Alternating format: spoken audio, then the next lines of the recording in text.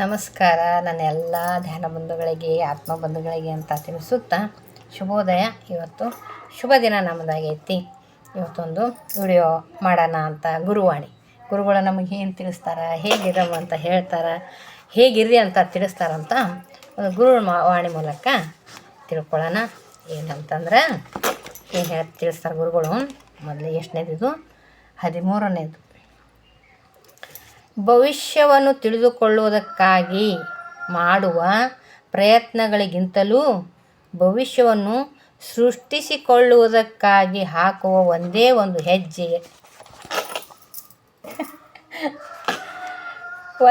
ಹೆಜ್ಜೆ ಎಷ್ಟೋ ಉಪಯೋಗಕರವಾಗಿರುತ್ತದೆ, ಅರ್ಥ ಮಾಡಿಕೊಳ್ಳಿ ಅಂತ ತಿಳಿಸ್ತಾರೆ. ನೋಡ್ರಿ, ಭವಿಷ್ಯ ರೂಪಿಸ್ಕೊಳಕ್ಕೆ ಕಷ್ಟಪಡ್ತೀವಲ್ಲ, ಎಷ್ಟು ಪ್ರಯತ್ನ ಪಡ್ತೀವಲ್ಲ, ಎಷ್ಟು ಕಷ್ಟಪಡ್ತೀವಲ್ಲ, ಅದಕ್ಕಾಗಿ ನೀವು ಭವಿಷ್ಯ ಏನು ತಿಳಿದುಕೊಳ್ಳೋದಕ್ಕಾಗಿ, ನನ್ನ ಅನಿಸಿಕೆ ಏನು ತಿಳಿದುಕೊಳ್ಳೋದಕ್ಕಾಗಿ ಸೃಷ್ಟಿಸಿಕೊಡ್ರಿ ಅಂತಾರೆ. ಬೆಳಕೈತಿ, ಆ ಬೆಳಕನ್ನು ಪಡ್ಕೊಡ್ರಿ ನೀವು ಅಂತ ತಿಳಿಸ್ತಾರೆ. ಬೆಳಕು ಯಾವುದು? ಈ ತಿಳಿಬೇಕಂದ್ರೆ, ಸೃಷ್ಟಿಸ್ಕೋಬೇಕಂದ್ರೆ, ಭವಿಷ್ಯವನ್ನೇ ಸೃಷ್ಟಿಸ್ಕೋಬೇಕಂದ್ರೆ ತಾನಾಗಿ ಒಂದೇ ಒಂದು ಹೆಜ್ಜೆ ಮುಂದಿಡ್ರಿ. ಅದು ಹೆಜ್ಜೆ ಎಷ್ಟೋ ಉಪಯೋಗಕರವಾಗಿರ್ತದೆ ಅಂತ ಹೇಳ್ತಾರೆ. ನನಗಿದು ಅನಿಸಿದ ಬೇಕಂದ್ರೆ, ಭವಿಷ್ಯ ತಿಳಿದುಕೊಳ್ಬೇಕಾಗಿ ನಾವು ಹೊರಸಾಹಸ ಮಾಡ್ತಾಯಿರ್ತೀವಿ ಹೊರಗಡೆ, ಅವ್ರದ್ದು ಇವ್ರದ್ದು, ಅವ್ರ ಜೋಡಿ ಇವ್ರ ಜೋಡಿ, ಹಾಗೆ ಹೆಂಗೆ ತಿಳ್ಕೊಬೇಕು, ಏನು ಕಲಿಬೇಕು ಅಂತ ವಿಚಾರ ಮಾಡ್ತಿರ್ತೀವಲ್ಲ, ಅದಕ್ಕಿಂತ ಪ್ರಯತ್ನ ಪಡೋಕ್ಕಿಂತಲೂ ನೀವೇ ಸೃಷ್ಟಿಸ್ಕೊಡ್ರಿ ಅಂತ. ನೀವೇ ಸೃಷ್ಟಿಸ್ಕೊಂಡು ಆರೋಗ್ಯ ಆನಂದ ಕಂಡುಕೊಡ್ರಿ ಅಂತ. ಹೇಗೆ ಸೃಷ್ಟಿಸ್ಕೊಳ್ಳೋದು ಅವ್ರ ದಾರಿನೂ ಕೂಡ ಮಾಡಿಕೊಟ್ಟಾರ. ಬೆಳಕು ಕೂಡ ಐತಿ. ಯಾವುದು? ಈ ಚೇತನಾ ಶಕ್ತಿಗಳು ಬಿಟ್ಟು ಹೋಗಿರೋ ಎಲ್ಲ ಅದಾವಲ್ಲ ಆಧ್ಯಾತ್ಮಿಕತೆಯಲ್ಲಿ ಪಾಠಗಳು, ಬಸವಣ್ಣನವರ ವಚನ ಮತ್ತು ಬುದ್ಧ ಭಗವಾನರು ಧ್ಯಾನ, ಇವಾಗೆಲ್ಲ ಪತ್ರಿಜಿ ಗುರುಗಳ ಧ್ಯಾನ, ಆನಾಪಾನಸತಿ ಧ್ಯಾನ, ಇವೆಲ್ಲ ಬೆಳಕುಗಳು. ಈ ಬೆಳಕಿನ ಹತ್ತಿರ ನಾನು ಹೋಗಬೇಕು. ಬೆಳಕು ಆಲ್ರೆಡಿ ಅದ. ಈ ಬೆಳಕಿನ ಹತ್ತಿರ ನಾನು ಹೋಗಿ ನಾನು ಬೇಕಾದಂಗೆ ಸೃಷ್ಟಿಸಿಕೊಂಡಾಗ ಎಲ್ಲ ಉಪಯೋಗವಾಗಿರುತ್ತದೆ. ಅದು ಅರ್ಥ ಮಾಡ್ಕೊಡ್ರಿ ಅಂತ. ಉಪಯೋಗ ಆಗಿರ್ತದೆ ನಿಜ. ಮತ್ತು ಇನ್ನಿಷ್ಟು ನನಗನ್ಸುತ್ತೆ, ಈ ಸಹಾಯ ಮಾಡಿರೋದು, ಈ ಸೃಷ್ಟಿಸ್ಕೊಳ್ಳೋದು, ಉಪಯೋಗಿಸ್ಕೊಳ್ಳೋದು ಅಂದರೆ, ನಾನೀಗ ಧ್ಯಾನ ಮಾಡಿ ಎಷ್ಟು ನರಕ ಜೀವನ ಆಗಿತ್ತು ಅಂದ್ರೆ, ನಂದು ಕಿಡ್ನಿ ಹಾಕೊಂಡ್ಮೇಲೂ, ಆಮೇಲೆ ಹಾಕೊಳ್ಳೋದಕ್ಕಿಂತ ಮುಂಚೆ ತುಂಬ ಕಷ್ಟಪಟ್ಟಿದ್ದೀನಿ ನಾನು. ಇವಾಗ ಅನಿಸಲ್ಲ, ಏನು ಅನ್ಸಲ್ಲ, ಭಾಳ ಆರಾಮಾಗಿದೆ. ಈಗ ಸ್ವರ್ಗ ಸುಖ. ಈಗ ನನ್ನ ಮನೆ ಅನ್ನೋದು ಸ್ವರ್ಗ, ನನ್ನ ಮನಸ್ಸು ಸ್ವರ್ಗ.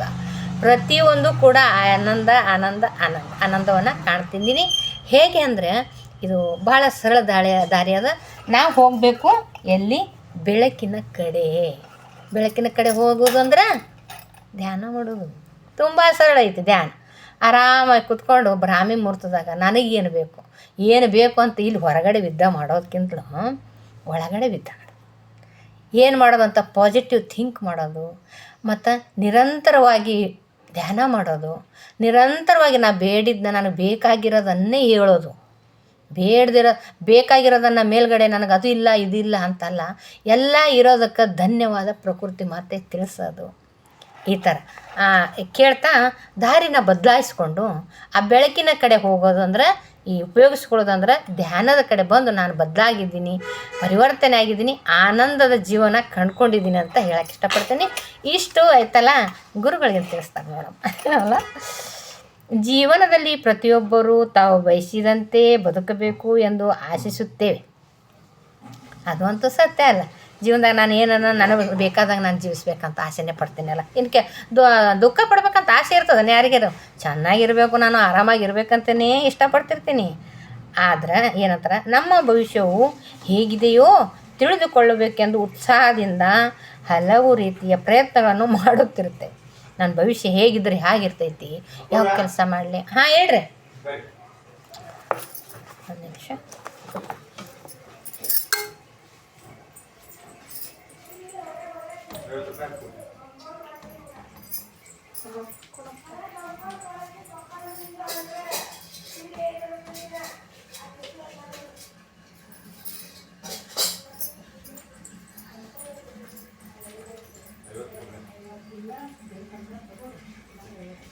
ವಾಪಸ್ 50 ರೂಪಾಯಿ ತೊಗೊಂಡ್ಬಿಡ್ತೀನಿ. 150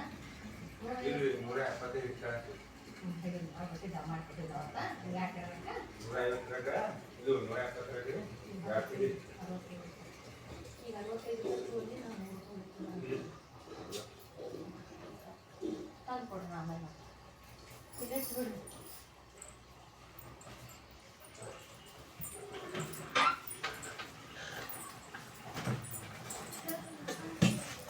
ಸಾರಿ ನಡೆಯೋದೇನು ಬಿಸ್ನೆಸ್ಸ ಮನೆ ಸಂಸಾರ. ಓಕೆ, ನಮ್ಮ ಭವಿಷ್ಯವು ಹೇಗಿದೆ ತಿಳಿದುಕೊಳ್ಬೇಕೆಂದು ಉತ್ಸಾಹದಿಂದ ಹಲವು ರೀತಿ ಪ್ರಯತ್ನ ಮಾಡ್ತಿರ್ತೀವಿ. ಏನು ಮಾಡಿದ್ರೆ ಆರಾಮಾಗಿರ್ತೀನಿ ನಾನು ಅಂತೇಳಿ, ಎಲ್ಲಿ ಯಾವ ಶಾಲೆ ಕಲಿಬೇಕು, ಯಾವ ಶಿಕ್ಷಣ ಕಲ್ತ್ರೆ ಆಗ್ತದೆ, ಏನು ಕೆಲಸ ಮಾಡಿದ್ರೆ ಆಗ್ತದೆ, ನನ್ನ ಭವಿಷ್ಯ ಎಷ್ಟು ಹೆಂಗೆ ಚೆನ್ನಾಗಿರ್ತದೆ ಅಂತ ರೂಪಿಸ್ಕೋಬೇಕಂತೇಳಿ ಪ್ರಯತ್ನ ಪಡ್ತಾ ಇರ್ತೀವಿ ಅಲ್ಲ. ಉತ್ಸಾಹದಿಂದ ಮಾಡ್ತಾಯಿರ್ತೀವಿ, ಎಲ್ಲನೂ ಕೂಡ ಉತ್ಸಾಹದಿಂದ ಮಾಡ್ತಾಯಿರ್ತೀವಿ. ಏನು ತಿಳಿಸ್ತಾರೆ ಎಂದು ಉತ್ಸಾಹದಿಂದ. ಕೆಲವೊಮ್ಮೆ ನಮಗೆ ಭವಿಷ್ಯವು ಹೇಗಿರುತ್ತದೆ ಎಂದು ಯಾವುದೋ ಮೂಲಗಳಿಂದ ತಿಳಿಯಲ್ಪಟ್ಟಿರುತ್ತದೆ. ಒಮ್ಮೆ ತಿಳಿತು, ಒಮ್ಮೆ ತಿಳಿಯೋದಿಲ್ಲ, ತಿಳಿಯುವಾಗ ತಿಳಿಯುತ್ತದೆ. ಅದು ಯಾವಾಗೊಮ್ಮೆ ಕೆಲವೊಮ್ಮೆ ನಮಗೆ ಭವಿಷ್ಯ ಹೇಗಿರ್ತದೆ ಎಂಬುದನ್ನು ಯಾವುದೋ ಮೂಲಗಳು. ಒಬ್ರೊಬ್ರಿಗೆ ನೋಡ್ರಿ, ಈ ಇಂಜಿನಿಯರಿಂಗ್ ಮಾಡಿದ್ರೆ ನಾನು ಆರಾಮಾಗಿರ್ತೀನಿ ಅಂತಾರೆ. ಒಬ್ರೊಬ್ರು ಮದುವೆ ಮಾಡ್ಕೊಂಡು ಸೆಟ್ಲಾಗಿಬಿಟ್ರೆ ಆರಾಮಿರ್ತೀನಿ ಅಂತಾರೆ. ಒಬ್ರೊಬ್ರು ಒಂದೊಂಥರಲ್ಲ.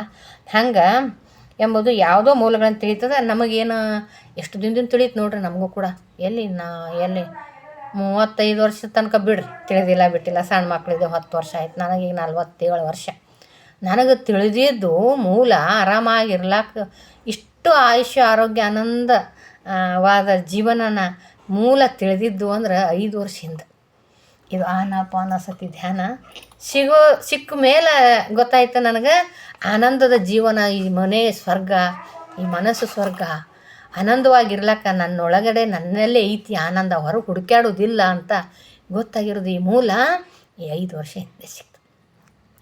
ಇವಾಗ ಆನಂದವಾಗಿ ಆರೋಗ್ಯವಾಗಿ ಇದ್ದೀವಿ ಈ ಅದರಿಂದ ಧ್ಯಾನದಿಂದ ಮೂಲ ಸಿಗ್ತದಲ್ಲ. ಆದರೆ ಅದು ಹಾಗೆ ನಡೆಯದಿದ್ದಾಗ ನಿರುತ್ಸಾಹಕ್ಕೆ ಒಳಗಾಗುತ್ತೇವೆ. ಮೂಲಗಳಿಂದ ತಿಳಿಯಲ್ಪಟ್ಟಿರ್ತದೆ, ಆದರೆ ಅದು ಹಾಗೆ ನಡೆಯದಿದ್ದಾಗ ನಿರುತ್ಸಾಹ ಒಳಗಾಗುತ್ತೇವೆ. ಇವಾಗ ನಮಗೆ ಧ್ಯಾನ ಸಿಕ್ತು, ಮೂಲಗಳು ಸಿಕ್ಕಿರ್ತವ, ಆದ್ರೆ ನನಗೆ ಆ ದಾರಿಯಲ್ಲಿ ನಡಿಬೇಕಲ್ಲ. ನಮಗೊಂದು ಮೂಲ ಸಿಕ್ತು, 4 ವರ್ಷದಿಂದ ಧ್ಯಾನ ಸಿಕ್ತು. ಅಯ್ಯೋ, ಈಗ ಎಷ್ಟೋ ಜನ ಧ್ಯಾನಕ್ಕೆ ಬರ್ತಾರೆ, ಒಂದಿನ 4 ದಿನ ಧ್ಯಾನ ಮಾಡ್ತಾರೆ. ಮತ್ತು ಹೌದ್ರಾ ಹೇಳಿದ್ರೆ ನೀವು, ಹೌದು ಕರೆಕ್ಟ್, ಹೌದು ಧ್ಯಾನ ಎಷ್ಟು ಆರಾಮದಾರ ಧ್ಯಾನ ಮಾಡಿ ಅಂತಾರೆ. ನೋಡಕ್ಕೆ ಎಲ್ಲರೂ ಅಂತಾರೆ ಧ್ಯಾನ ಮಾಡಿ ಎಷ್ಟು ಆರಾಮದಾರ, ಎಷ್ಟು ಚೆನ್ನಾಗದಾರ, ಫಿಸಿಕಲ್ಲಾಗಿ ಕೂಡ ಆರೋಗ್ಯವಾಗಿ ಅದಾರ, ಮಾನಸಿಕವಾಗಿ ಕೂಡ ಆರೋಗ್ಯ ಅಂತ ಗೊತ್ತೈತಿ. ಆದ್ರೆ ಮೂಲ ಇಲ್ಲೇ ಐತಿ ಅದು ಗೊತ್ತೈತಿ, ಆದ್ರೆ ಧ್ಯಾನ ಮಾಡಲ್ಲ, ಬಾ ಅಂದ್ರೆ ಬರೋದಿಲ್ಲ. ಆದ್ರೂ ಕೂಡ ಹಂಗೆ ಅವ್ರವ್ರ ಮೂಲ ಗೊತ್ತಿದ್ರು ಕೂಡ ಅದನ್ನು ನಡ್ಸಕ್ಕೆ ಮಾಡೋದು ಅದೇ ದಾರಿಲಿ ಇದ್ರೂ ಆರಾಮಿರ್ತೀವಿ. ಆರಾಮ ಎಲ್ಲೈತೆ ಅಂದ್ರೆ, ನೀ ಚೆನ್ನಾಗಿರೋ ದಾರಿಲಿ ನಡ್ರಿ, ಹೈವೇನಲ್ಲಿ ಐತ್ರಿ, ಮುಳ್ಳು ಕಲ್ಲಿಲ್ಲ, ಅಲ್ಲಿ ಹೋಗ್ರಿ ಆರಾಮಾಯ್ತಂತ ಯಾರೋ ಹೇಳಿರ್ತಾರೆ. ಇಲ್ಲ ನಾನು ಸ್ವಲ್ಪ ಬೇಗ ಹೋಗ್ತೀನಿ, ಹಂಗೆ ಹೋಗ್ತೀನಿ ಅಂತೇಳಿ ಅಡ್ಡ ದಾರಿಲಿ ಹೋದ್ನಿ ಅಂದ್ರೆ, ಅಡ್ಡಾಡಿ ಬೇರೆ ಬೇರೆ ದಾರಿಗೆ ಹೋದ್ನಿ ಅಂದ್ರೆ ಮತ್ತೆ ಅದು ಆ ಕಲ್ಲು ಮುಳ್ಳಲ್ಲಿ ಹೋದ್ನಿ ಅಂದ್ರೆ ಅದು ಹೈರಾಣ ಆಗೋದಿಲ್ಲ. ಹಂಗೆ ಈ ಮೂಲ ಎಲ್ಲರಿಗೆ ಗೊತ್ತೈತಿ, ಎಲ್ಲಿ ಆನಂದ ಸಿಗ್ತದೆ, ಆರೋಗ್ಯ ಸಿಗ್ತದೆ. ನಾವು ಏನು ಮಾಡೀವಿ, ಭ್ರಮಾತ್ಮಕದಾಗ ಭ್ರಮೆ ಒಳಗೆ ಈ ಅನವಶ್ಯ ಜೀವನಕ್ಕೆ, ಸಂಸಾರದ ಜೀವನಕ್ಕೆ ಬೇಕಾದ ಅನವಶ್ಯ ವಸ್ತುಗಳಿಗಾಗಿ, ಅನವಶ್ಯ ಮಾತುಗಳಿಗಾಗಿ ನಾವು ನಮ್ಮ ಜೀವನನ ಸಣ್ಣ ಮಾಡ್ಕೊಳಕತ್ತೀವಿ, ಹಿಂಸೆ ಮಾಡ್ಕೊಳಕತ್ತೀವಿ. ಭಾಳ ಅದ್ಭುತವಾದ ಶರೀರನ ನೋವು ಮಾಡಕತ್ತೀವಿ. ಏನನ್ಬೇಕು, ಇದಕ್ಕೆ ಹಿಂಸೆ ಮಾಡಕತ್ತೀವಿ ಶರೀರಕ್ಕೆ, ಒಳಗಡೆ ಅಂಗಾಂಗಕ್ಕೆ. ಎಲ್ಲಿ ಮೇಲ್ಗಡೆಯ ಆಸೆಗೋಸ್ಕರ ಈ ನನ್ನ ಅದ್ಭುತವಾದ ಶ್ರೇಷ್ಠವಾದ ಮಾನವ ಜನ್ಮನ ವ್ಯರ್ಥ ಮಾಡಕತ್ತೀನಿ. ಹಾಗಾಗಿ ಒಬ್ರಿಗೆ ಬಂದ್ರೂ ಗೊತ್ತಾದರೂ ಕೂಡ ಬರೋದಿಲ್ಲ. ಅವಾಗೇನಂತ ನಿರುತ್ಸಾಹ ಆಗಿಬಿಡ್ತದೆ ಅವರಿಗೆ. ಅದು ಹೋಗೋದಿಲ್ಲ, ಅದನ್ನಲ್ಲಿ ಮಾಡೋದಿಲ್ಲ. ಮಾಡೋದು 2 ದಿನ ಮಾಡೋದು, 3 ದಿನ ಮಾಡೋದು, ಆಯ್ತಿನ ಅದು ಹಂಗೆ 2 ದಿನ 3 ಮಾಡೋದು ಸಾಧನೆ ಆಗಿಬಿಡ್ತದೆ. ಎಷ್ಟೋ ಶತಮಾನಗಳಿಂದ ಮಾಡಿದ್ರೆ ಸಾಧನೆ ಆಗೋದಿಲ್ಲ. ಈಗ ನಾವು ಮಾಡಿ ಬಂದಿದ್ದ ತಕ್ಷಣ ಪೂರ್ತಿ ಆರಾಮಾಗಿ ಭಾಳ ಸಾಧನೆ ಮಾಡಿ ಜ್ಞಾನವಂತರಾಗಿ ಅಂತ ನನಗೇನು ಜನರನ್ನ ಬೋಧನೆ ಮಾಡುವಷ್ಟು ಶಿಕ್ಷಕಿ ಆಗಿದ್ದೀನಿ ಅಂತ ಹೇಳಲ್ಲ. ನನ್ನನ್ನು ನಾನು ಆರಾಮಾಗಿರ್ಲಾಕ, ಆನಂದವಾಗಿರ್ಲಾಕ ನಾನು ಅಷ್ಟೇ ಮಾಡ್ತೀನಿ. ನಾನು ಆನಂದವಾಗಿರ್ಲಾಕ ಮೊದಲು ಪ್ರಯತ್ನ ಪಡಬೇಕಲ್ಲ. ನಾನೇ ದುಃಖದಲ್ಲಿದ್ದು ನೀವು ಇನ್ನೊಬ್ರು ಆನಂದವಾಗಿರ್ರಿ, ಚಂದಿರ್ರಿ, ಧ್ಯಾನ ಮಾಡಿರಿ, ನಾನೇ ಧ್ಯಾನ ಮಾಡಲಾರ್ದೇನೆ ನಿಮಗೆ ಧ್ಯಾನ ಮಾಡಿರಿ ಅಂತ ಹೇಳೋದು ತಪ್ಪಾಗ್ತದಲ್ಲ. ಅದು ಹೆಂಗೆ, ಇದು ನ್ಯಾಯ ಏನಿದು? ಅದಕ್ಕೆ ನಾನು ಆನಂದವಾಗಿ ತೋರಿಸ್ಬೇಕು, ಆನಂದವಾಗಿ ಕಾಣಬೇಕದು, ಆರೋಗ್ಯವಾಗಿ ತಿರುಗಾಡಬೇಕು. ಆವಾಗ ಇದರಲ್ಲಿ ಐತೆ ನೋಡ್ರಿ ಆರೋಗ್ಯ, ಇದರಲ್ಲಿ ಆನಂದ ಅದಂತ ಹೇಳಕ್ಕೆ ಮತ್ತೆ ಹಂಗೆ. ಅದಕ್ಕೆ ನಾನು ಹೇಳ್ತೀನಿ, ನಾನು ಹೀಗಿದ್ದೀನಿ ನೋಡ್ರಿ, ಈ ಧ್ಯಾನದಿಂದ ಆರೋಗ್ಯವಾಗಿದ್ದೀನಿ. ಈ ಭ್ರಮಾತ್ಮಕದಿಂದ ಆಚೆ ಒಂದು ಹೆಜ್ಜೆ ಹಿಂದೆ ಬರೋಣ. ಅಟ್ಯಾಚ್ಮೆಂಟಿಂದ ಡಿಟ್ಯಾಚ್ಮೆಂಟ್ ಆಗೋಣ ಅಂತ ಹೇಳ್ತಾ ಇರ್ತೀನಿ. ಆನಂದವಾಗಿರಿ ಅಂತ ಹೇಳ್ತಾರೆ. ಬರೋರು ಬರ್ತಾರೆ, ಬೇಡದಾಗಿದ್ರೆ ಒಳಗಿದ್ರೆ ನಿರುತ್ಸಾಹ ಮಾಡ್ತಾರೆ. ಅದ್ರಾಗ ಏನು ಬಿಡ್ತಾವೆ ಬಿಡು, ಕಣ್ಣು ಮುಚ್ಕೊಂಡು ಕೂತರು ಸಿಗ್ತದೇನ, ಏನು ಹೇಳ್ತಾರೋ ಏನೋ, ನೋಡಮ್ಮ ಒಂದಿನ ಮಾಡೋದು ಬಿಟ್ಟು ಬೇಸರ ಬಿಡ್ತಾವ್ರಿ, ಒಂದು ದಿನಕ್ಕೆ 2 ದಿನಕ್ಕೆ. ಮತ್ತು ಹಂಗಾದ್ರೆ ಸಿಗ್ತದೇನೋ ಒಳ್ಳೇದನ್ನು. ಒಳ್ಳೇದು ಪಡ್ಕೋಬೇಕಂದ್ರೆ ಕಷ್ಟ ಪಡ್ಕೊ. ಅಲ್ಲೇ ಚೇರ್ ಮ್ಯಾಗ ಇಡ್ರಿ, ತೆಳಗಿಡ್ರಿ, ತೆಳಗೆ ಚೇರ್ ಮೇಲೆ ಕೆಳಗೆ ಪರ್ಸಿ ಮೇಲೆ ಇಡ್ರಿ, 50 ರೂಪಾಯಿ. ಹಾಂ ಹೇಳ್ರಿ. ಹಂಗೆ ನಾವು ಹರಸಾಹಸ ಮಾಡಲಾರ್ದೆ ನಿರುತ್ಸಾಹಗೊಂಡು ಅಲ್ಲಿದಲ್ಲೇ ಮಾಡಿ ಒಂದು 4 ದಿನ ಮಾಡೋದು ಸುಂಬಿಡೋದು ಆದರೆ ಅದು ಸಾಧನೆ ಆಗೋದಿಲ್ಲ, ನಾವು ಬೇಕಾಗಿದ್ದು ಪಡ್ಕೊಳ್ಳೋದಿಲ್ಲ. ಅದಕ್ಕೆ ಅದ್ರ ಜೊತೆ ನಿರಂತರವಾಗಿ ನಾನು ಇರಬೇಕು. ಆನಂದದ ಮೂಲ ಎಲ್ಲಿ ಸಿಕ್ಕದಲ್ಲ ಅದ್ರ ನಿರಂತರವಾಗಿ ಪದೇ ಪದೇ ಮತ್ತೆ ಮಾಡ್ತಾ ಇರಬೇಕು, ಅಭ್ಯಾಸ ಮಾಡ್ಕೋಬೇಕು ನಾನು. ಆವಾಗ ಬೇಡಿದೆಲ್ಲ ಸಿಗ್ತದೆ ಅಂತ ಹೇಳೋಕ್ಕೆ ಇಷ್ಟಪಡ್ತೀನಿ. ಆವಾಗ ಮಾಡಲಾರ್ದವ್ರು ಏನು ಮಾಡ್ತದೆ, ನಿರುತ್ಸಾಹ ಆಗ್ತವೆ, ನಿರುತ್ಸಾಹ ಒಳಗಾಗ್ತಾರೆ. ಭವಿಷ್ಯ ಅಥವಾ ಜೀವನ ನಮ್ಮ ಕೈಯಲ್ಲಿ ಇರಬೇಕು ಎಂಬುದು ಅದ್ಭುತವಾದ ಆಲೋಚನೆಯೇ. ಭವಿಷ್ಯ ಮತ್ತು ಜೀವನ ನನ್ನ ಕೈಯಲ್ಲಿ ಇರಬೇಕು ಅನ್ನೋದು ಅದ್ಭುತವಾದ ಆಲೋಚನೆಯೇ. ಆದರೆ ಅದು ಹಾಗೆ ನಡೆಯಬೇಕು ಎಂದುಕೊಂಡರೆ ಭವಿಷ್ಯವನ್ನು ತಿಳಿದುಕೊಳ್ಳುವುದಕ್ಕೆ ಅಲ್ಲದೆ ಭವಿಷ್ಯವನ್ನು ನಮ್ಮ ಕೈಯಲ್ಲಿ ತೆಗೆದುಕೊಳ್ಳುವುದಕ್ಕೆ ಪ್ರಯತ್ನ ಮಾಡಬೇಕಾಗಿದೆ. ಇಷ್ಟು ತಾನೇ ಹೇಳಿದ್ನಲ್ಲ, ಮತ್ತು ಸಿಕ್ಕೈತಿ. ಅದನ್ನು ತಗೋಬೇಕು, ಅದ್ರ ಜೊತೆ ಇರಬೇಕು ಅಂದ್ರೆ, ಅದ್ರ ಜೊತೆ ನಾವು ಭವಿಷ್ಯ ತಿಳಿದುಕೊಳ್ಬೇಕಂದ್ರೆ, ನಮ್ಮ ಕೈಯಲ್ಲೇ ಅದನ್ನು ಇಟ್ಕೊಬೇಕಂದ್ರೆ ಪ್ರಯತ್ನ ಮಾಡ್ಬೇಕು ನಾನು. ಒಂದಿನ ಮಾಡೋದು, 2 ದಿನ ಬಿಡೋದು, ಏನು ಹೇಳ್ತಾರೆ ಬಿಡು, ಅದು ಏನೋ ಧ್ಯಾನ ಅಂತ ಕೂತ್ಕೋಬೇಕಂತ, ಹೇಳ್ಬೇಕಂತ, ರಾತ್ರಿ ಮಾಡ್ಬೇಕಂತ, ಕಣ್ಣು ಮುಚ್ಚಿದ ತಕ್ಷಣ ಸಿಗ್ತದೆ. ಭಾಳ ಕ್ವಶನ್ ಮಾಡ್ತಾ ಇರ್ತಾರೆ. ಮುಚ್ಚಿ ನೋಡ್ರಿ, ಕೂತು ನೋಡ್ರಿ, ಏನು ಸಿಗ್ತದೆ ರೀ ಅಂತ ಕೇಳ. ಧ್ಯಾನ ಮಾಡಿದ ತಕ್ಷಣ ಏನು ಸಿಗ್ತದೆ, ಧ್ಯಾನ ಮಾಡಿ ನೋಡ್ರಿ ಸಿಗ್ತದೆ. ಏನು ಸಿಕ್ಕದ ನಾ ಹೇಳಿದ್ರು ನಿಮ್ಗೆ ಕೇಳಲ್ಲ, ಇಲ್ಲ ಒಂದು ಜೊತೆ ಕೂತೆ ನೋಡ್ರಿ, ಒಂದು ನಿಮ್ಮ ವಯಸ್ಸು ಎಷ್ಟಿರ್ತದೆ ಅಷ್ಟು ಕೂತು ನೋಡ್ರಿ, ಏನು ಸಿಗ್ತದೆ ಧ್ಯಾನ, ಆನಂದ, ಒಳಗಡೆಯಿಂದ ಆನಂದ ಸಿಗ್ತದೆ, ಇಂಟ್ಯೂಷನ್ ಬರ್ತಾ ಇರ್ತಾವೆ. ಆಮೇಲೆ ಮಾಡಿ ನೋಡಬೇಕು, ನಾವು ಪ್ರಯತ್ನ ಪಟ್ಟು ನೋಡಬೇಕು. ಪ್ರಯತ್ನ ಪಡ್ಲಾರೇ ಅಲ್ಲಿ ಮುಂದೆ ಹೋಗಿ ಅದು ಏನಾಗ್ತದೆ ಬಿಡು, ಇದೇನಾಗ್ತದೆ ಬಿಡು ಅಂದ್ರೆ ನೀವು ಕೂತು ನೋಡ್ರಿ, ಕಣ್ಣು ಮುಚ್ಚಿ ನೋಡ್ರಿ, ಉಸಿರಿನ ಮೇಲೆ ಗಮನ ಇಟ್ಟು ನೋಡ್ರಿ. ಬೇಕಿದ್ರೆ ನೀವು ಮಾಡೋಕ್ಕೆ ಹೋಗಬೇಡಿ, ಟೆಸ್ಟ್ ಅಂತ ಮಾಡ್ತಾರಲ್ಲ, ಯಾವುದೇ ಅಲ್ಲಿ ಮೊದಲು ಒಂದು 5 ನಿಮಿಷ 10 ನಿಮಿಷ ಟೆಸ್ಟ್ ಮಾಡೋಕ್ಕೆ ಕೊಡ್ತಾರೆ. ಒಂದು ಬ್ಲಡ್ ಒಂದು ಇಂಜೆಕ್ಷನ್ ಮಾಡೋಕ್ಕಿಂತ ಮುಂಚೆ ಒಂದೊಂದು ಬ್ಲಡ್ಡಿಗೆ ನಮಗೆ ಇವು ಸೆಟ್ ಆಗ್ತದಲ್ಲಿ ಇಂಜೆಕ್ಷನ್ ಅಂತ ಟೆಸ್ಟ್ ಮಾಡ್ತಾರೆ. ಈ ಬಾಡಿ ಮೇಲೆ ಚರ್ಮಕ್ಕೆ ಇಂಜೆಕ್ಷನ್ ಮಾಡಿ ಒಂದು ರೌಂಡ್ ಹೊಡ್ತಾರೆ. ಅದೇನೋ ಆಗದಿದ್ರೆ ನೆಕ್ಸ್ಟ್ ಅದು ಇಂಜೆಕ್ಷನ್ನ ಕಂಟೆಂಟ್ ಇದು ಮಾಡ್ತಾರೆ, ಇಂಜೆಕ್ಷನ್ ಮಾಡ್ತಾರೆ. ಹಂಗೆ ನೀವು ಧ್ಯಾನ ಮಾಡಿದ್ರೆ ಏನು ಸಿಗ್ತದೆ ನಮ್ಮನ್ನು ಕೇಳಬೇಡ್ರಿ, ಕುಂತು ನೋಡ್ರಿ, ಟೆಸ್ಟ್ ಮಾಡಿರಿ. ಒಂದು 3 ದಿನ ಮಾಡಿರಿ, 2 ದಿನ ಮಾಡಿರಿ, 5 ನಿಮಿಷ ಮಾಡಿರಿ. ಟೆಸ್ಟ್ ಮಾಡಿದಾಗ ಎಲ್ಲ ತನ್ನಿಂದ ತಾನೇ ಗೊತ್ತಾಗ್ತದೆ, ಇಂಜೆಕ್ಷನ್ ಮಾಡಬೇಕಾ ಮಾಡಬಾರ್ದು, ಧ್ಯಾನ ಮಾಡಬೇಕಾ ಮಾಡಬಾರ್ದು ಅಂತ. ಆವಾಗ ನಮಗೆ ಗೊತ್ತಾಗ್ತದೆ. ಮೊದಲು ಕೂತ್ಕೊಳ್ಳೋದನ್ನು ಕಲ್ಯಾಣ ಪ್ರಯತ್ನ ಪಡೋಣ ಅಂತ ಹೇಳ್ತಾರೆ. ಮಾಡ್ಬೇಕಂತ ಗುರುಗಳು ಕೂಡ ತಿಳಿಸ್ತಾರೆ. ಇದನ್ನು ಸಾಧಿಸಲು ಮಾಡಬೇಕಾದ ಸಾಧನೆ, ಹಾಕಬೇಕಾದ ಹೆಜ್ಜೆಗಳು, ಮಾಡಬೇಕಾದ ಕೆಲಸಗಳು, ಇವುಗಳಲ್ಲಿ ಒಂದನ್ನಾದರೂ ಈ ದಿನವೇ ಈ ಕ್ಷಣವೇ ಮಾಡಲು ಪ್ರಾರಂಭಿಸಿದರೆ ನಮ್ಮ ಉದ್ದೇಶ ಸಾಧನೆ ಅದೇ ಗಟ್ಟಿ ಬುನಾದಿಯಾಗಿ ಬದಲಾಗುತ್ತದೆ. ಅಲ್ಲ, ನಾವು ಮಾಡ್ಬೇಕಂತ ಮುಂದೆ ಹಾಕೋದಲ್ಲ, ಏನೋ ಒಂದು ಕೆಲಸ ಮಾಡ್ಬೇಕಂತೀರಿ, ಒಂದು ಹೆಜ್ಜೆ ಹಾಕಬೇಕು ಅಂದ್ರೆ ಒಂದರೇ ಆಗಲಕ್ಕ 1 ದಿನ ಸ್ಟಾರ್ಟ್ ಮಾಡಿರಿ ಅಂತ ತಿಳಿಸ್ತಾರೆ. ಸಾಧಿಸ್ಬೇಕಾದ್ರೆ ಏನು ಮಾಡಬೇಕು, ಮಾಡೋಕ್ಕಾದ್ರೆ ಪ್ರಯತ್ನ ಮಾಡಿ ಹಾಕಬೇಕಾದ ಹೆಜ್ಜೆಗಳು ಏನು ಮಾಡ್ಬೇಕಂತೀವಲ್ಲ ನಾವು, ಅದನ್ನು ಮಾಡಿ ತೋರಿಸ್ರಿ. ಅದು ಹೇಳಿದ್ಮೇಲೆ ಹೆಚ್ಚು ತನಕ ಕೂತು ನೋಡ್ರಿ, ಧ್ಯಾನ ಆಗಲ್ರಿ. ಧ್ಯಾನಕ್ಕೆ ಕೂತು ನೋಡ್ರಿ, ಆಗ್ತದೆ ಇಲ್ಲ ಗೊತ್ತಾಗ್ತದೆ. ಗುರುವಲ್ಲಿ ಮೊದಲೇ ಆಗೋದಿಲ್ಲ ಅಂತ ಅಂದ್ರೆ ಹಂಗೆ ಕೆಲಸಗಳನ್ನು ಮಾಡಬೇಕಾದ ಕೆಲಸಗಳನ್ನು ಒಂದನ್ನಾದರೂ 1 ದಿನ ಮಾಡಿ ನೋಡ್ರಿ ಅಂತ ತಿಳಿಸ್ತಾರೆ. ಮಾಡಿರಿ ಕೆಲಸಗಳನ್ನು ಒಂದನ್ನಾದರೂ ಈ ದಿನವೇ ಈ ಕ್ಷಣವೇ ಮಾಡಲ್ಲ ಪ್ರಾರಂಭಿಸಿದ್ರಂದ್ರೆ ಉದ್ದೇಶ ಸಾಧನೆ ಗಟ್ಟಿಯಾಗಿ ಬುನಾದಿ ಆಗ್ತದೆ. ನಿಜವಾಗ್ಲೂ ನೀವು ಮಾಡೋಕ್ಕಾಗ್ರಿ. ಏನೋ ಒಂದು ಇವತ್ತು ಓದ್ಬೇಕಂತೀರಿ, ಯಾವುದೋ ಒಂದು ಟೆಸ್ಟಿಂಗ್ ಪಾಸ್ ಮಾಡಬೇಕು, ನಾನು CET ಬರಿಬೇಕಂದ್ರೆ ಓದ್ರಿ. ಬರಿಬೇಕು ಅಂತ ತಿರುಗಾಡ್ಕೋತ CET ಬರಿಬೇಕಂತ ಯಾವಾಗ ಒಂದು ಬುಕ್ ಓದ್ಕೋತ ಎಂದರೋ ಓದ್ಕೋತ ಯಾವಾಗಾರ ಇಷ್ಟು ಓದೋರು ಆಗ್ತದೇನು? ಇಲ್ಲ. ನೀವು ಸತತವಾಗಿ ಪದೇ ಅದೇ ಮಾಡಿದ್ದೇ ಮಾಡಬೇಕು. ನಿಮಗೆ ಬೇಕಾಗಿದ್ದೇ ಹೇಳಬೇಕು. ನಾನು ಇವತ್ತು CET ರ್ಯಾಂಕಲ್ಲಿ ಬರಬೇಕು ಅಂದ್ರೆ ಬುಕ್ ಓದಬೇಕು. ನೀಟಲ್ಲಿ ನಾನು ಸ್ಟ್ಯಾಂಡರ್ಡಾಗಿ ನನಗೆ ಎಲಿಜಿಬಲ್ ಆಗಬೇಕು ಅಂದ್ರೆ ಅದನ್ನು ಸರಿಯಾಗಿ ಅದೇ ದಾರಿಲಿ ಇರಬೇಕು. ನಾನು ಅದನ್ನೇ ಓದ್ತಾ ಇರಬೇಕು. ಅಂಥವ್ರ ಜೊತೆನೇ ನಾನು ಮಿಂಗಲ್ ಆಗಿರಬೇಕು. ಹೀಗೆ ನಾನು ಆನಂದ ಕಂಡ್ಕೋಬೇಕು. ಆನಂದ ಅಂದ್ರೆ ಧ್ಯಾನ ಮಾಡಬೇಕು. ಯಾಕಂದರೆ ಆನಂದದ ನೆರಳೇ, ಧ್ಯಾನದ ನೆರಳೇ ಆನಂದ ಆಗೈತಿ.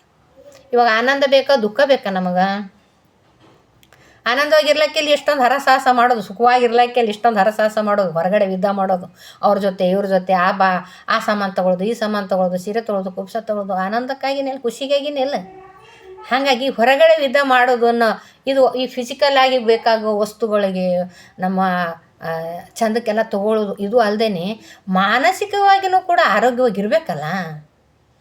ಬರೀ ಮೇಲ್ಗಡೆ ಎಷ್ಟೋ ನೋಡ್ರಿ, ಒಬ್ರೊಬ್ರಿಗೆ ಎಷ್ಟೋ ಕೋಟಿ ಕೋಟಿ ಹಣ ಇರ್ತೈತಿ, ನೆಮ್ಮದಿನೇ ಇರಲ್ಲ.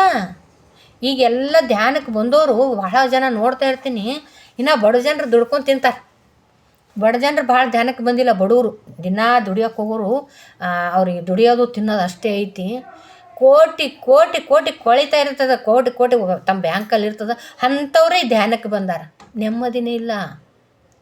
ದುಡ್ಡಿನೆಲ್ಲ ಐತೆ ನೆಮ್ಮದಿ, ವಸ್ತುಗಳೆಲ್ಲ ಐತೆ ನೆಮ್ಮದಿ, ಆನಂದ ಇಲ್ಲ. ಒಳಗಡೆ ಮನಸ್ಸಿನಲ್ಲಿ ಇರಬೇಕು ನೆಮ್ಮದಿ.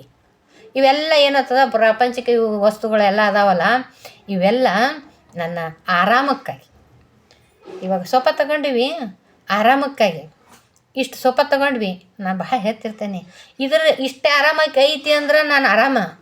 ಇನ್ನೊಬ್ಬರ ಮನೆಯೊಳಗೆ ಹೋಗಿ ಇನ್ನೊಂದು ಚಂದ ಇದಕ್ಕಿಂತ ಜರ ಸ್ಟ್ಯಾಂಡರ್ಡ್ ಸೊಪ್ಪ ನೋಡಿ ಬಂದೆ ಅಂದ್ರೆ ಈ ಆರಾಮ ಹೋಗ್ಬಿಡ್ತೇವೆ, ಈ ಆರಾಮ ಕಳ್ಕೊಂಬಿಡ್ತೀವಿ ನಾವು.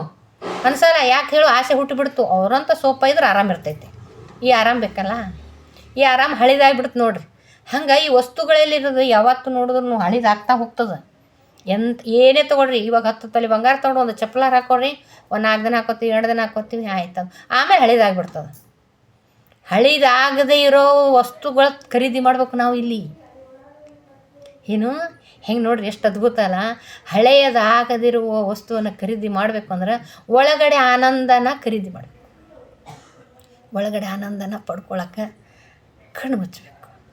ಬ್ರಾಹ್ಮಿ ಮುಹೂರ್ತದ ಕಣ್ಣು ಮುಚ್ಚಿ ಒಳಗಡೆ ಏನು ಹೇಳ್ತದ, ಏನು ಇಂಟ್ಯೂಷನ್ ಬರ್ತಾವ, ನಮ್ಮ ಶರೀರ ಏನು ಹೇಳಕತ್ತದ, ಎಷ್ಟು ತಿನ್ನು ಅಂತ ಹೇಳ್ತದ, ಯಾವುದು ಬೇಡ ಅಂತ ಹೇಳ್ತದ, ಶರೀರದ ಮಾತು ಕೇಳಬೇಕು ಅಂತ ನಮ್ಮ ಗುರುಗಳು ಹೇಳ್ತಾರೆ. ಶರೀರ ಹೇಳ್ತೈತಿ ಇದು ಸಾಕು ಅಂತ ಹೇಳ್ತದೆ, ಇಂಥ ತಿಂದ್ರೆ ಹಿಂಗೆ ಕೆಟ್ಟ ಹೋಗ್ತದೆ ಹೊಟ್ಟೆ ಅಂತ ಹೇಳ್ತದ, ಹಿಂಗೆ ಓಡಾಡಿದ್ರೆ ಹಿಂಗೆ ವಿಚಾರ ಮಾಡಿದ್ರೆ ತಲೆನೋವು ಬರ್ತದೆ ಅಂತ ಹೇಳ್ತದ. ಏನಾರು ಕೆಟ್ಟ ಯೋಚನೆ ಮಾಡು, ತಲೆನೋವು ಬಂದುಬಿಡ್ತದ. ಆರಾಮಿತ್ತು, ತಲೆಗೇನಾಗಿತ್ತು, ಏನೂ ಆಗಿರಲಿಲ್ಲ. ನನ್ನ ಆಲೋಚನೆ, ನನ್ನ ಏನಾರೇ ಪ್ರಾಬ್ಲಮ್ನ ಹೆಚ್ಚಿಗೆ ಮಾಡ್ಕೊಂಡು ಒತ್ತಡ ಮಾಡ್ಕೊಂಡೆ ಅಂದ್ರೆ ತಲೆನೋವು ಬರ್ತೈತಿ ಅಲ್ಲ. ಹಿಂಗೆ ನಾನು ಮಾಡ್ಕೊಳ್ಳೋದು ಒಳಗಡೆ ಆನಂದ, ಮೇಲ್ಗಡೆ ಖುಷಿ ಅಲ್ಲ. ಖುಷಿಗೂ ಆನಂದಕ್ಕೂ ಇರುವ ವ್ಯತ್ಯಾಸ ಭಾಳ. ಖುಷಿ ಅಂದ್ರೆ ನಾನು ಮೇಲ್ಗಡೆ ತೊಗೊಳ್ಳೋದು, ಇವೆಲ್ಲ ಪ್ರಾಪಂಚಿಕ ವಿಷಯಗಳ ವಸ್ತುಗಳನ್ನು ಖರೀದಿ ಮಾಡ್ತೀನಲ್ಲ ಆರಾಮಕ್ಕಾಗಿ, ಅದು ಬೇಗ ಹಳೇದಾಗೋದಕ್ಕೆ ಖುಷಿ. ಯಾಕಂದ್ರೆ ಖುಷಿ ನೋಡ್ರಿ, ಕ್ಷಣ ಖುಷಿ ಇರ್ತದೆ, ಕ್ಷಣ ದುಃಖ ಇರ್ತದೆ. ಆದರೆ ಆನಂದ ಒಳಗಡೆಯಿಂದ ಒಂದು ಸಾರಿ ಆನಂದ ಬಂತು ಅಂದ್ರೆ, ಆನಂದ ಆಗ್ಲಕತ್ತು ಅಂದ್ರೆ ಆ ಸುಖನೇ ಬೇರೆ, ಆ ಆನಂದದ ಅನುಭವನೇ ಬೇರೆ ಆಗಿರ್ತೈತಿ. ಈ ಆನಂದನ ಇಂಥ ಆನಂದ ಖುಷಿ ಪಟ್ವಿ. ಇಲ್ಲಿವರೆಗೆ 40 ವರ್ಷ ಏನು ಮಾಡಿದ್ವಿ, ಹೊರಗಡೆ ಪ್ರಾಪಂಚಿಕ ವಿಷಯದಲ್ಲಿ ಎಷ್ಟೊಂದು ಸಾಮಾನು ಖರೀದಿ ಮಾಡಿವಿ. ರೊಕ್ಕಿಲ್ಲ, ರೂಪಾಯಿ ಇಲ್ಲ, ಏನಿಲ್ಲ ನಮಗೆ, ಎಲ್ಲನೂ ಅದ. ಎಲ್ಲ ನಿದ್ರು ಕೂಡ ಖುಷಿ ಆನಂದ ಸಿಕ್ಕಿರಲಿಲ್ಲ. ಖುಷಿ ಸಿಕ್ಕಿತ್ತು ಅನಿಸ್ಕೋತೀನಿ. ಕ್ಷಣ ಮಾರ್ತದ್ರು, ಇವಾಗ ಖುಷಿ ಸಿಗ್ತದೆ, ಇವತ್ತು ಮತ್ತು ದುಃಖ ಸಿಗ್ತದೆ. ದುಃಖ ಖುಷಿ ಎರಡು ಬಿಸಿಲು ನೆರಳು ಇದ್ದಂಗೆ ಅದು ಇದ್ದೇ ಇರೋದು. ಆನಂದ ಒಂದು ಸಾರಿ ಆನಂದ ಸಿಗ್ತಾ ಹೋಯಿತು, ಆ ಹಣ್ಣನ್ನು ನಾನು ಸವಿತಾ ಹೋದ್ನಿ ಅಂದ್ರೆ ಆ ಹಣ್ಣಿನ ರಸನೇ ಮುಗಿಯಲ್ಲ ಅಂತ ತಿಳಿರಿ. ಈ ಆನಂದದ ಆನಾಪಾನಸತಿ ಧ್ಯಾನ ಎಂಬ ಹಣ್ಣಿನ ರಸನ ಹೀರ್ತಾ ಇದ್ರೆ ಆನಂದವೂ ಆನಂದ ನೋಡ್ರಿ, ಆನಂದವೂ ಆನಂದ. ಆ ಮಾವಿನಕಾಯಿ ಒಟ್ಟಾಳಿ ತಿಂತಾ ಇರ್ತಾರೆ, ಹಂಗೆ ಚಿಪ್ತಾ ಇರ್ತೀರಲ್ಲ, ಹಂಗೆ ರಸ ಎಷ್ಟು ಕೊನೆಗೆ ಬೆಳ್ಳಗಾದರೂ ಕೂಡ ಅದು ಒಟ್ಟಾಳಿ ಬೆಳ್ಳಗಾದ. ಯಾಕಂದ್ರೆ ನಾವು ಚಿಕ್ಕವ್ರು ಇರ್ಬೇಕಾದ್ರೆ ಹಂಗೆ ತಿಂದಿದ್ದು ಅನುಭವ ನನಗೆ. ಚಿಕ್ಕವ್ರು ಇರ್ಬೇಕಾದ್ರೆ ಮಾವಿನ ಹಣ್ಣಿನ ಒಟ್ಟಾಳಿನ ತಿಂತ ಎಷ್ಟು ಮೊದಲೆಲ್ಲ ದಪ್ಪ ರಸ ಎಲ್ಲ ಸೇವಿಸಿದ್ರೆ ಕೊನೆಗೆ ಅಷ್ಟು ಚಿಪ್ಪು ಬೆಳ್ಳಗಾದರೂ ಕೂಡ ಮತ್ತೆ ಸ್ವಲ್ಪ ಹೀರಿದ್ವಿ ಅಂದ್ರೆ ಮತ್ತೆ ಸ್ವೀಟ್ ಬರ್ತದೆ, ಸಣ್ಣ ಸ್ವೀಟ್ ಬಂದೇ ಬರ್ತದೆ. ಹಂಗೆ ಆನಾಪಾನಸತಿ ಒಂದು ಮಾವಿನ ಹಣ್ಣು ಹೀರ್ತಾನೆ ಇರಬೇಕು, ಸ್ವೀಟ್ ಬರ್ತಾನೆ ಇರ್ತದೆ. ಮತ್ತೇನು ಮಾಡ್ಬೇಕಾಗಿಲ್ಲ, ನಾವು ಕಣ್ಣು ಮುಚ್ಕೊಂಡು ಕೂತು ನನ್ನ ಉಸಿರನ್ನು ನಾನು ಗಮನಿಸುವುದು ಅಷ್ಟೇ, ಬೇರೆಯವ್ರದ್ದು ಇಲ್ಲ. ಏನಾರು ಬೇರೆಯವ್ರು ತೊಗೊಂಡು ಬೇರೆಯವ್ರು ಮಾಡಿದ್ರೆ ಅದೊಂದು ಬಿಡೆ. ನಂದೇ ಮೂಗೈತಿ, ಪ್ರಕೃತಿ ಫ್ರೀಯಾಗಿ, ಮೂಗು ಫ್ರೀಯಾಗಿ ಆನಂದ ಇರ್ಲಿಕ್ಕೆ ಎಲ್ಲ ಕೊಟ್ಟಾರ. ಆನಂದ ಇರುವುದಕ್ಕಾಗಿ ಇರುವ ವಸ್ತುಗಳನ್ನು ಬಳಸಿಕೊಂಡು ಆರೋಗ್ಯವಾಗಿರೋದನ್ನು ಬಿಟ್ಟು ನಾವೇನು ಮಾಡ್ತೀವಿ, ಅನವಶ್ಯ ಭ್ರಮಾತ್ಮಕದಲ್ಲಿ ಜೀವಿಸೋಕ್ಕೆ ತೊಂದರೆ ಮಾಡಿಕೊಂಡು ಹಿಂಸೆ ಮಾಡಿಕೊಳ್ಳುವ ವಸ್ತುಗಳಿಗಾಗಿ, ಅನವಶ್ಯಕ ಮಾತುಗಳಿಗಾಗಿ ನೋವು ಮಾಡಿಕೊಂಡು ಅದ್ಭುತವಾದ ಜೀವನನ ನಷ್ಟ ಮಾಡ್ಕೋತಾ ಇದೆ. ಸೃಷ್ಟಿಕರ್ತ ಆರಾಮಾಗಿ ಚೆಂದಾಗಿ ಪಡ್ಕೊಂಡು ಆಲ್ರೆಡಿ ಎಲ್ಲನೂ ಕೂಡ ಸೃಷ್ಟಿಸ್ಯಾರ. ನಮಗೇನು ಆರಾಮಾಗಿ ಇರ್ಲಕ್ಕೆ ಏನು ಬೇಕಾಗಿದ್ದು ಎಲ್ಲ ಕೊಟ್ಟವರು. ನನಗೇನು ಆರಾಮಾಗಿರ್ಲಕ್ಕೆ ಬೇಕಾಗ್ಯದ? ಉಸಿರು ಬೇಕಾ, ಊಟ ಬೇಕು, ಗಾಳಿ ಬೇಕು, ನೀರು ಬೇಕು, ಭೂಮಿ ಬೇಕು, ಬಿಸಿಲು ಬೇಕು. ಇದು ಇದ್ರೆ ನನ್ನ ಶರೀರ ಇರ್ತದ? ಬ್ರಹ್ಮಾಂಡವೇ ಪಿಂಡಾಂಡ. ಬ್ರಹ್ಮಾಂಡ ಪಂಚತತ್ವಗಳಿಂದ ಆದ ಪ್ರಕೃತಿ, ಪಂಚತತ್ವದಿಂದ ಆದನೇ ಶರೀರ. ಅದು ಇರಲಿಲ್ಲ ಅಂದರೆ ಇದು ಇರುವುದಿಲ್ಲ. ಒಂದು 10 ತೊಲೆ ಬಂಗಾರ ಇದ್ರೆ ಇರ್ತೀನಿ, ಒಂದು ಮನೆ ಇರಲಿಲ್ಲ ಅಂದ್ರೆ ಇರ್ತೀನಿ, ಮಂದಿ ಮಕ್ಳು ಇರಲಿಲ್ಲ ಅಂದ್ರೆ ಇರ್ತೀನಿ, ಯಾರು ಇರಲಿಲ್ಲ ಅಂದ್ರೆ ಇರ್ತೀನಿ. ಆದ್ರೆ ಇವು ಪಂಚಭೂತಗಳು ಇರೋದಿದ್ರೆ ಇರೋಕ್ಕಾಗಲ್ಲ, ನಮಗೆ ಬದುಕೋಕ್ಕಾಗಲ್ಲ. ಇದು ಸೃಷ್ಟಿಯ ನಿಯಮ ಐತಿ. ಅದನ್ನು ನೋಡೋದು ಬಿಟ್ಟೇವಿ, ಅದನ್ನು ವಿಚಾರ ಮಾಡೋದು ಬಿಟ್ಟೇವಿ. ಅದಕ್ಕೆ ಅನವಶ್ಯ ವಿಚಾರಗಳಿಗೆ, ಅನವಶ್ಯ ವಸ್ತುಗಳಿಗೆ ಮೊರೆ ಹೋಗೀವಿ, ಭ್ರಮೆಯಲ್ಲಿ ಜೀವಿಸ್ತಾ ಇದ್ದೀವಿ. ಈ ಅವಶ್ಯವಾಗಿರೋದಕ್ಕೆ ಬೆಲೆ ಕೊಡಬೇಕು. ನನ್ನ ಶರೀರ ಆರೋಗ್ಯವಾಗಿ, ಶರೀರದ ಅಂಗಾಂಗಳೆಲ್ಲ ಕೆಲಸ ಮಾಡಿದ್ರೆ ಮಾತ್ರನೇ ಶರೀರದಲ್ಲಿ ಚೆನ್ನಾಗಿ ಒಂದೇ ನ್ಯೂನ್ಯತೆಯಾಗಿ. ನಾನು ನ್ಯೂನ್ಯತೆ ಪಡ್ಕೊಂಡು ಎಷ್ಟು ಕಷ್ಟಪಟ್ಟಿನಿ ಅಂತ ನನಗೆ ಗೊತ್ತೈತಿ. ಮತ್ತು ಗುರುಗಳಿಂದ ಪುನರ್ಜನ್ಮ ಪಡ್ಕೊಂಡೆ, ನಮ್ಮ ಯಜಮಾನರಿಂದ ನಾನು ಪುನರ್ಜನ್ಮ ಪಡ್ಕೊಂಡೆ. ಕಿಡ್ನಿ ದಾನ ಮಾಡಿದ್ರು ಅವರು. ಅದನ್ನು ಚೆನ್ನಾಗಿ ಇಟ್ಕೋಬೇಕು ಅಂದ್ರೆ ಈಗ ಶರೀರನೇ ಹಾಳು ಮಾಡ್ಕೋದು ನನ್ನ ಆಲೋಚನೆಯಿಂದನೇ ನನ್ನ ಶರೀರದಲ್ಲಿರೋ ಅಂಗಾಂಗಗಳಿಗೆ ರೋಗ ಬರೋದು. ಮತ್ತು ಈಗ ಆಲ್ರೆಡಿ ಈಗ ಒಂದು ಹಿಂಗೆ ಆಗಿ ನೆಕ್ಸ್ಟ್ ಸೆಕೆಂಡ್ ಮತ್ತು ಕಿಡ್ನಿ ಹಾಕ್ಕೊಂಡು ಮತ್ತೆ ಆಲೋಚನೆ ಮಾಡ್ಕೊಂಡು ಕೂತ್ರೆ ಇರೋ ಇಷ್ಟು ಅಂಗಾಂಗಗಳಿಗೆ ತೊಂದರೆ ಮಾಡೋಕ್ಕೆ ಮಾಡಬಾರ್ದು. ಹಾಗೆಲ್ಲ ಈಗ ತಿಳಿದೈತಿಲ್ಲ ನಾವು ಎಷ್ಟು ಅತ್ಯಮೂಲ್ಯವಾದದ್ದು. ಅದು ಅಧಿಕಾರ ಇಲ್ಲ ನನ್ನ ಶರೀರಕ್ಕೆ, ನಾನು ಶಿಕ್ಷೆ ಕೊಡುವ ಅಧಿಕಾರ ಇಲ್ಲ. ನಾನು ಏನೇನೋ ಮಾಡೋದು, ಏನೇನೋ ಸುಡುಗಾಡು ಸುಂಟಾಣ ಇವೆಲ್ಲ ಪ್ರಾಪಂಚಿಕ ವಿಷಯ ಯೋಚನೆ ಮಾಡೋದು, ತಲೆ ಒಳಗೆ ಹಾಕ್ಕೊಳ್ಳೋದು, ತಲೆ ಕೆಡಿಸ್ಕೊಳ್ಳೋದು, ಮೆದುಳು ಕೆಡಿಸ್ಕೊಳ್ಳೋದು, ಕೋಮಾಗ ಹೋಗೋದು, ಮಾನಸಿಕ ಧಾರವಾಡಕ್ಕೆ ಹೋಗೋದು, ಮಾನಸಿಕ ಹುಚ್ಚಾಗೋದು. ಯಾವಾದಕ್ಕಿದೆಲ್ಲ ಅನವಶ್ಯಕ್ಕೋಸ್ಕರನೇ ಹುಚ್ಚಾಗೋದು. ಅವಶ್ಯ ಇದ್ದದ್ದು ಮಾಡಿದ್ರೆ ಹುಚ್ಚಿ ಆಗೋಲ್ಲ. ಯಾಕಂದ್ರೆ ಅದೆಲ್ಲ ರೊಕ್ಕ ಖರ್ಚೇ ಆಗೋದಿಲ್ಲ. ಅದು ಭಾಳ ಫ್ರೀ ಐತಿ. ಅದು ಎಲ್ಲನೂ ಫ್ರೀ ಅದ. ನೀರು ಫ್ರೀ ಐತಿ. ಯಾವಾಗ ಎಂದಾದ್ರೂ ನಾವು ಅದು ಅಕಸ್ಮಾತ್ ಹೆಚ್ಚಿಗೆ ಇವಾಗ ಎಲ್ಲೆಲ್ಲ ಬೆಂಗಳೂರಲ್ಲಿ ಕಡೆ ಅದು ನೀರಿಗೆ ಬಿಲ್ ಅದು ಕೊಡ್ತೀವಿ. ಯಾವತ್ತಾದರೂ ಅದು ನೀರು ಭೂಮಿ ಒಳಗೆ ಬಂದಾಗ ಹೆಚ್ಚಿಗೆ ಇಷ್ಟು ನೀರು ಭೂಮಿ ಕೊಟ್ಟನೆ ಅಂದ್ರೆ ನನಗೆ ಇಷ್ಟು ರೊಕ್ಕ ಕೊಡ್ಬೇಕಂತ ಭೂಮಿ ಏನಾರು ಕೇಳ್ತದನ? ಬೋರ್ ಹಾಕಾಗ ನಾವು ಖರ್ಚು ಮಾಡ್ತೀವಿ, ಹೊರಗಡೆ ನೀರು ತೆಗಿಯಾಕ. ಎಷ್ಟು ನೀರು ತೊಗೊಂಡ್ರೂ ಕೂಡ ಏನು ಖರ್ಚು, ಭೂಮಿ ಏನು ಕೇಳ್ತೈತೆ ನಮಗೆ? ಆ ಗಂಗಮ್ಮ ಏನಾರು ಫುಲ್ ಬಿಲ್ ಕೇಳಂಗಳ ನಮಗೆ? ಮತ್ತು ಈ ಗಾಳಿ ವಾಯುದೇವ ನಮಗೆ ಭಾಳ ಉಸಿರು ತೊಗೊಳಕತ್ತೀರಿ, ನೀವು ನಮ್ಗೆ ಒಂದಿಷ್ಟು ಫೀಸ್ ಕೊಡ್ರಿ ಅಂತಾರೆ ಅಂತ ಕೇಳ್ತಾರೇನವರು? ಸೂರ್ಯದೇವ ನಾ ಇವತ್ತು ನಿಮಗೆ ಬಂದೀನಿ, ಬಿಸಿಲು ಅಯೋಡಿನ್ ಕೊಡಾತೀನಿ ನಿಮ್ಮ ಶರೀರಕ್ಕೆ, ನಾನು ಬಂದೀನಿ ಇವತ್ತು ನನಗಿಷ್ಟು ಫೀಸ್ ಕೊಡ್ರಿ ಅಂತ ಕೇಳ್ತಾರೇನು? ನೋಡಿರಿ, ಭೂಮಿ ನೀ ನನ್ನ ಭಾಳ ನನ್ನ ಮೇಲೆ ನಡೆದಾಡಕತ್ತಿದ್ದಿ, ನೀನು ಇಷ್ಟು ಕಿಲೋಮೀಟ್ರ್ ನಡೆದಿ ನೀನು, ಅದಕ್ಕೆ ನನಗೆ ಇಷ್ಟೊಂದು ಫೀಸ್ ಕೊಡು ನೀ ಅಂತ ಕೇಳ್ತಾರೇನು? ಅದು ರೋಡ್ ಮಾಡಿದವರು, ಅದು ಹೈವೇನಲ್ಲಿ ಈಗ ಮನೆ ಕಟ್ಟಿ ಬಾಡಿಗೆ ಕೊಡೋರು, ಅವು ಬಾಡಿಗೆಗಳನ್ನು ಇರಲಿ, ಖಾಲಿ ಜಾಗದಲ್ಲಿ ತಿರುಗಾಡೋಕೆ ಭೂಮಿ ಏನಾರ ಕೇಳ್ತಾಳೇನು ನಮಗೆ ರೊಕ್ಕ? ಖರ್ಚಿರಲೇ ಇರೋದು ಆರಾಮಾಗಿರೋದು ಐತಿ. ಆರಾಮಾಗಿರ್ಲಕ್ಕ ಖರ್ಚಿರಲೇ ಇರೋದು ಫ್ರೀ ಆಗೈತಿ ಎಲ್ಲ. ಮತ್ತು ದೇಹದ ಅಂಗಾಂಗಗಳು ನೀ ಇಂಥದ್ದೇ ಯಾಕೆ ತಿಂದು ಇಂಥದ್ದೇ ಯಾಕೆ ಬಿಟ್ಟು ಅಂತ ಕೇಳಲ್ಲ. ನೀ ಏನು ತಿಂದರೂ ಏನು ಹಾಕಿದ್ರೂ ಕೂಡ ಅದು ಏನು ಮಾಡ್ತೈತಿ, ಶರೀರ ತಾನು ಸೇರಿಸ್ಕೊಂಡು ಸಮಾಧಾನ ಶಾಂತಿಯಿಂದ ಹಾಕ್ತೀವಿ. ಅವನು ಹಾಕಂತದ ತನ್ನ ಕೈಲಾದ ಶಕ್ತಿ ಮೀರಿ ಕೆಲಸ ಮಾಡಿ ಜೀರ್ಣಕ್ರಿಯೆ ಮಾಡಿ ತನ್ನ ದೇಹದ ಅಂಗಾಂಗಗಳಿಗೆ ಎಲ್ಲ ರಸಗಳನ್ನು ಸ್ರವಿಸಿ ರವಾನೆ ಮಾಡಿ ಹೆಚ್ಚಾಗಿದ್ದೇನು ಮಾಡ್ತದೆ ಅದು? ನಾನು ಕೊಟ್ಟಿರೋ ಕಷ್ಟ ಅದಕ್ಕೆ ನ್ಯೂನ್ಯತೆ ಮಾಡಿಬಿಡ್ತೀವಿ, ರೋಗಗಳು ಬಂದುಬಿಡ್ತಾವೆ. ಸಾತ್ವಿಕ ಆಹಾರ ತಿನ್ನಬೇಕು. ಇವತ್ತೇ ನಾವು ಗುರುಗಳ ಪಾಠ, ಸಾತ್ವಿಕ ಆಹಾರ ತಿನ್ನಬೇಕು. ಸಾತ್ವಿಕ ಆಹಾರದಿಂದ ಶರೀರ ಕಾಯ್ಕೊಬೇಕು. ಮನಸ್ಸು ಶುದ್ಧಿಗೋಸ್ಕರ ಧ್ಯಾನ ಮಾಡಬೇಕು. ಮನಸ್ಸಿನ ಆನಂದಕ್ಕಾಗಿ ಧ್ಯಾನ, ಶರೀರ ಆನಂದಕ್ಕಾಗಿ ಸಾತ್ವಿಕ ಆಹಾರ. ಇಷ್ಟು ಮಾಡ್ತಾ ಆನಂದವಾಗಿ ಇರಬೇಕು ಅಂತ ಗುರುಗಳು ತಿಳಿಸ್ತಾರೆ. ಈ ಆನಂದ ಈ ಥರ ಮಾಡಿದ್ರೆ ಗಟ್ಟಿ ಬುನಾದಿ ಆಗ್ತದೆ ನಮಗೆ, ಅದು ಮುಂದೆ ದಾರಿ ಆಗ್ತದೆ. ಆದ್ದರಿಂದ ಮಾಡುತ್ತಿರುವುದು ಏನೇ ಆದರೂ ಅದು ಭವಿಷ್ಯವನ್ನು ತಿದ್ದುಕೊಳ್ಳುವುದಕ್ಕಾಗಿ ಅಲ್ಲದೆ ಭವಿಷ್ಯವನ್ನು ಸೃಷ್ಟಿಸಿಕೊಳ್ಳುವುದಕ್ಕಾಗಿ ಮಾಡೋಣ. ನೋಡ್ರಿ, ಭವಿಷ್ಯ ತಿಳ್ಕೊಂಡು ಮಾಡೋದದ? ತಿಳ್ಕೊಂಡು ಮಾಡೋದದ? ಜೀವಿಸ ಮೊದಲು ಒಳ್ಳೆಯ ಜೀವನ ಜೀವಿಸಮ್ಮ. ಅದು ತಿಳ್ಕೊಳ್ಳೋದು ಹರಸಾಹಸ ಮಾಡಿ ನಾನು ಭವಿಷ್ಯ ಏನಿರ್ತದೆ ತಿಳ್ಕೆಸಂದ್ರೆ ನಂಬಿಕೆ ತೊಗೊಂಡು ಆ ಕಡೆ ಹೋಗೋದು, ಆರಾಮ ಹಸ್ತರೇಖೆ ನೋಡ್ಕೆಸಂದ್ರೆ ಆ ರೇಖೆ ಒಳಗೆ ಯಾವ ನೋಡ್ರಿ ಏನೈತಿ ನನ್ನ ಭವಿಷ್ಯ ಅದಂತ ಹೇಳ್ಕೊಂಡು ತಿರುಗಾಡೋದು ಮಾಡೋದನ್ನು ಬಿಟ್ಟು ಸೃಷ್ಟಿಸ್ಕೊಳ್ಳೋಣ. ಆನಂದವಾಗಿರೋದು ಹೆಂಗೆ ಅಂತ, ಜೀವಿಸೋದು ಹೆಂಗೆ ಅಂತ ಸೃಷ್ಟಿಸ್ಕೊಳ್ಳೋಣ, ತಿಳಿದುಕೊಳ್ಳೋಣ. ಸಾಧ್ಯವಾದಷ್ಟು ಸಮಯವನ್ನು ವ್ಯರ್ಥ ಮಾಡ್ಕೊಳ್ಳೋದಾರ್ದಂಗೆ, ವ್ಯರ್ಥ ಮಾಡಲಾರ್ದಂಗೆ ಕೆಲಸ ಮಾಡೋಣ.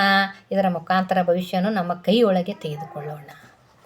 ಒಳ್ಳೆಯದನ್ನು ಮಾಡ್ತಾ ಹೋದೆವು ಅಂದ್ರೆ ನಮ್ಮ ಭವಿಷ್ಯ ನಮ್ಮ ಕೈಯಾಗೆ ಇರ್ತದೆ. ಕೆಟ್ಟದ್ದು ಮಾಡಿದ್ರೆ ಕೆಟ್ಟದಾಗ್ತದೆ, ಒಳ್ಳೇದು ಮಾಡಿದ್ರೆ ಒಳ್ಳೇದಾಗ್ತದೆ.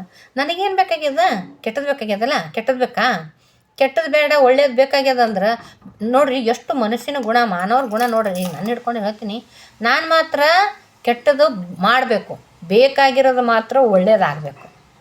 ಇದು ಪ್ರಕೃತಿಯ ನಿಯಮನೇ ಇಲ್ಲ. ನಾನು ಆಡುವ ಮಾತು, ಮಾಡುವ ಕೆಲಸ, ಏನು ಮಾಡ್ತೀನಲ್ಲ ಅದೇ ರಿಟರ್ನ್ ಬರ್ತೈತಿ. ಇದು ಗೊತ್ತಿಲ್ಲ, ಇಲ್ಲಿವರೆಗೂ ಗೊತ್ತಾಗಲಿಲ್ಲ ನನಗೆ. ಯಾರಿಗೆ ಗೊತ್ತೇ ಆಗೋದಿಲ್ಲ. ಇದು ಭ್ರಮಾತ್ಮಕ ಜೀವಿಸ್ಲಕತ್ತೀವಿಲ್ಲ, ಯಾರಿಗೆ ಗೊತ್ತಾಗೋದಿಲ್ಲ. ನಾ ಏನು ಮಾತಾಡ್ತೀನಿ, ನನ್ನ ಮನಸ್ಸಿನಾಗ ಏನು ಆಲೋಚನೆ ಬರ್ತೈತಿ, ಆ ಆಲೋಚನೆ ತಕ್ಕನಂಗೆ ನಾ ಪ್ರತಿಫಲ ಪಡ್ಕೋತೀನಿ ಅನ್ನೋದು ತಿಳಿದಿಲ್ಲ, ನಿಜವಾಗ್ಲೂ ತಿಳಿದಿಲ್ಲ. ಇವಾಗ ಏನು ಅನ್ನಿಸ್ತೈತಿ, ಜೆರಾಕ್ಸ್ ನನ್ನ ಮನಸ್ಸಿನಾಗ ಏನು ಒಬ್ರು ದ್ವೇಷ ಮಾಡಕತ್ತೀನಿ, ಮೋಸ ಮಾಡಕತ್ತೀನಿ ಅಂತ ನನ್ನ ಒಳಗೆ ಮನಸ್ಸು ಹೇಳ್ತದೆ. ಒಳಗೆ ಇಂಟ್ಯೂಷನ್ ಬರ್ತಾವೆ, ಮೋಸ ಮಾಡಕತ್ತಿಲ್ಲ ನೀನು. ನೋಡಿರಿ, ಒಳಗೊಬ್ಬ ದೇವ್ರದಾನ, ಗುರು ಅದಾರ ಒಳಗೊಬ್ಬರು. ಅವ್ರು ಹೇಳ್ತಾರೆ, ನಾನು ಕೆಲಸ ಮಾಡೋ ಕರ್ತವ್ಯ ಕೆಲಸ ಕೂಡ ಆ ಥರ ಮೋಸದ ಕೆಲಸ ಮಾಡಕತ್ತರೂ ಕೂಡ ನನ್ನೊಳಗಡೆ ನನ್ನ ದೇವರೇ, ನನ್ನ ಗುರುಗಳೇ ನನಗೆ ಹೇಳ್ತಾರೆ ಇದು ಸರಿ ಇಲ್ಲ ಅಂತ. ಅದು ಮತ್ತು ಮಾಡೋದು ನಾನೇನೆ. ಆ ಒಳಗಡೆನೂ ಕೂಡ ಹೇಳೋದು ಗುರುಗಳು ಏನು ಹೇಳ್ತಾರೆ, ಇದು ಮಾಡೋದು ಸರಿಯಲ್ಲ ಅಂತ. ಕಳ್ಳತನ ಮಾಡಿದ್ರು ಕೂಡ ಕಳ್ಳನಿಗೂ ಗೊತ್ತು ಕಳ್ಳತನ ಮಾಡೋದು ಸರಿಯಲ್ಲ ಅಂತ. ಆದರೂ ಅನಿವಾರ್ಯಕ್ಕಾಗಿ ಇದು ಮಾಡ್ತಿರ್ತಾರೆ, ಕೆಲಸಗಳು ಮಾಡ್ತಿರ್ತಾರೆ, ಅನಿವಾರ್ಯಕ್ಕಾಗಿ ಮಾಡ್ತಾರೆ. ಆದರೂ ಒಳಗಡೆ ಚುಚ್ತಾ ಇರ್ತೈತೆ, ಏನು ನಾನು ಕಳ್ಳತನ ಮಾಡೋದು ಸರಿಯಲ್ಲ, ಕಳ್ಳತನ ಮಾಡ್ತಾಯಿದ್ದೀನಿ ಅನ್ನೋ ಚುಚ್ತಾ ಇರ್ತೈತೆ. ಮೋಸ ಮಾಡೋರು, ಯಾರಿಗೋ ಒಂದು 10 ರೂಪಾಯಿ, ಎಲ್ಲೋ ಒಂದು 10 ರೂಪಾಯಿ ನೋಟ್ ಬಿದ್ದಿತ್ತಂತೆ ರೋಡ್ನಲ್ಲಿ.